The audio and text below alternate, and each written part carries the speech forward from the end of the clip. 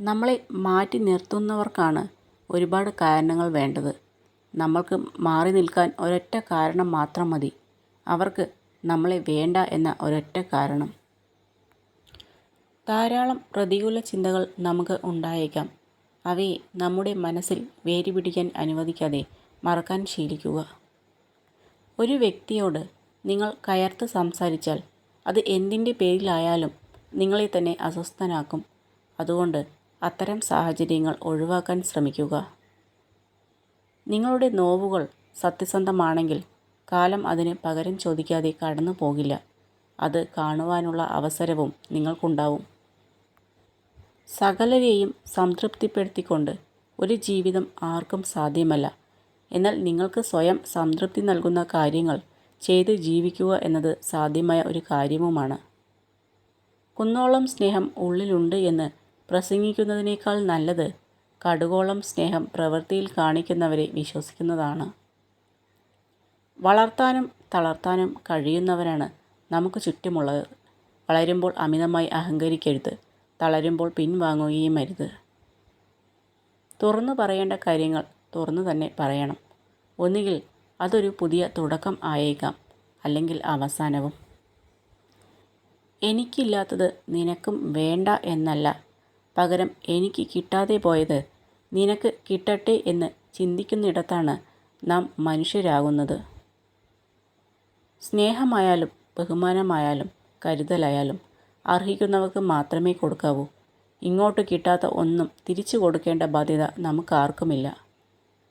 മനസ്സിൽ ആഴത്തിലുള്ള മുറിവ് ഏൽപ്പിച്ചതിനു ശേഷം പിന്നെ എന്തെല്ലാം സ്നേഹപ്രകടനം നടത്തിയാലും അതൊരിക്കലും ആ മുറിവ് ഉണക്കുന്നതിനുള്ള മരുന്നാകില്ല. നിങ്ങൾ സന്തോഷവാനായിരിക്കുമ്പോൾ വാഗ്ദാനങ്ങൾ നൽകരുത്. നിങ്ങൾ ദേഷ്യപ്പെട്ടിരിക്കുമ്പോൾ മറുപടി പറയരുത്. നിങ്ങൾ സങ്കടപ്പെട്ടിരിക്കുമ്പോൾ തീരുമാനങ്ങൾ എടുക്കരുത്. ജീവിതം എപ്പോഴും നാം ചിന്തിക്കുന്നത് പോലെ ആകണമെന്നില്ല. സ്വപ്നം കണ്ടതും ആഗ്രഹിച്ചതും ഒന്നും തേടി വരണമെന്നില്ല.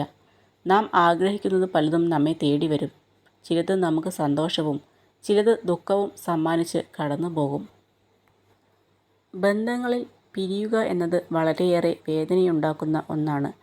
എന്നാൽ നിങ്ങൾക്ക് ഒരു പരിഗണനയും നൽകാത്ത, ഒരു വിലയും കൽപ്പിക്കാത്തവരുമായുള്ള ബന്ധം വേർപെടുത്തുക എന്നത് നിങ്ങളുടെ വിജയമാണ്.